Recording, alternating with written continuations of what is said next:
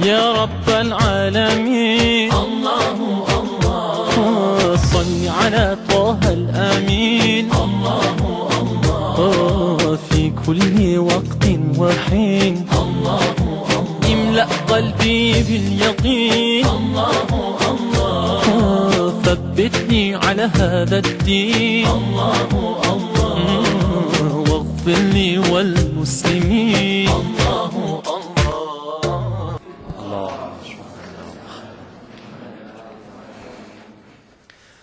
بسم الله الرحمن الرحيم الحمد لله رب العالمين والصلاة والسلام على سيدنا حبيب إله العالمين أبي القاسم محمد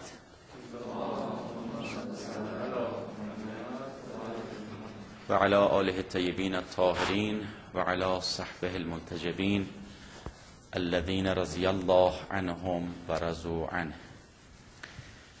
This is our second session in the course of Introduction to the Philosophy of Islam, or Introduction to Islamic Studies. As I explained before, that entering any Islamic studies system or house in university or in seminary, it is good to have this knowledge, this information. And this course, as introduction, introduced to us the needs and the tools and a general picture about sciences and the knowledge that we study in house, in seminary, and in university about Islam. In this session, inshallah, we are going to talk about language studies and logic, or mantiq, Arabic language and mantiq. So first part of this session is about language studies, and second part is about classical logic or mantiq.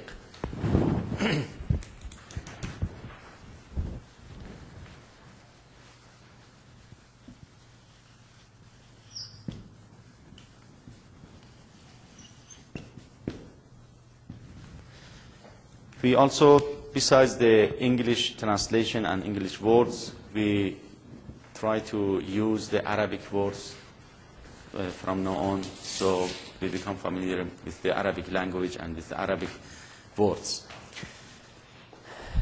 If you see the first paragraph of this sheet, you will find that why it is important and necessary to learn Arabic. Because, you know, Arabic is the language of Islam. Nobody can say, okay, I want to study about Islam, I want to learn something about Islam, but without the language of Arabic. Because the language of Quran is Arabic. The language of Hadith is Arabic. The language of 80% of the text in Islam is Arabic. Philosophy, fiqh, sharia, everything. So Arabic language is very important. And there are two different systems to learn a new language. One system is we call traditional system, and the other system is modern system. So we have traditional system and we have modern system. There are different cases, there are different courses, there are different ways to take a language in modern time. But in traditional system, in Hose, for example, or in seminary, we see some styles and some method to learn Arabic language. So in this part of the class, I want to introduce the traditional style of learning Arabic language. So I would like to ask one to read the first paragraph. Could you please read the first paragraph? Arabic is the language of the Quran and Hadith. No amount of English translation will help you truly appreciate the Quran and Hadith. They simply have to be read and understood in the original language. they are to be fully appreciated. So while it is very, very tempting for the non-native Arabic-speaking student to take shortcuts in this science, it's not advisable. The more time one invests in learning the Arabic language, especially classic Arabic grammar and vocabulary, the faster one can progress in their further studies of these Islamic sciences. Exactly. So, you see, just very briefly, it shows us the importance of Arabic language many times, and in some scholarly, for example, situation and discipline, we see that they say, okay, it is okay to translate one language to another language. It is okay to translate text to another language. But you know, in translation, changing the language, you lose many things. And according to the linguistic philosophy, they say when you translate one language to another language, you lose something. You cannot convey 100% of the meaning from one language to another language, any kind of language. If you want to translate, for example, in Spanish, or in English, or in French, or whatever, you will lose something, especially Arabic language, and also Quranic language. When you want to translate the Quranic language or the Arabic language into English, you will lose many things.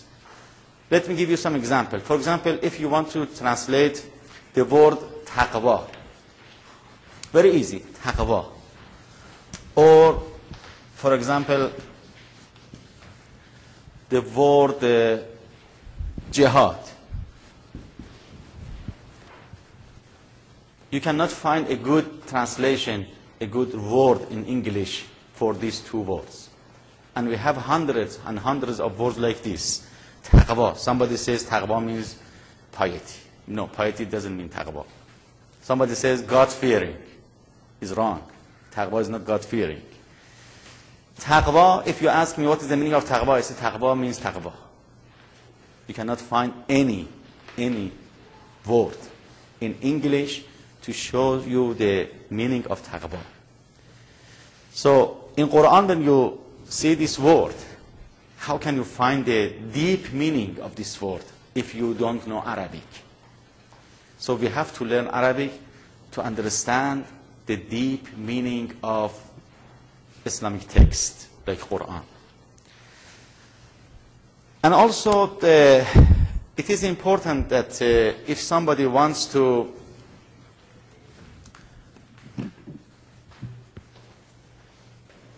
have a look the classical Arabic language. For example, when we are talking about Arabic language, we are not talking about the modern language, Arabic language, because you see, there are some development in any kind of language, in Farsi, in English, in Arabic. There are some changes, there are some development in any kind of language. But the language that we are talking about is the classical language. It's classical Arabic, traditional Arabic, which belongs to 14 centuries ago, not for today. Because the text belongs to that time. Quran is from that time. Nahjul Alagha is from that time. Hadith is from the time of traditional Arabic, whatever. So if somebody wants to understand these texts, he or she should learn those Arabic, those language, not the language of today. So this is the reason that in Jose or in seminary or in, for example, universities, when they want to learn and study Arabic language, they go back and learn the Arabic language of 14 centuries ago. This is the reason that in Jose, for example, we use the method we can call the traditional method. And what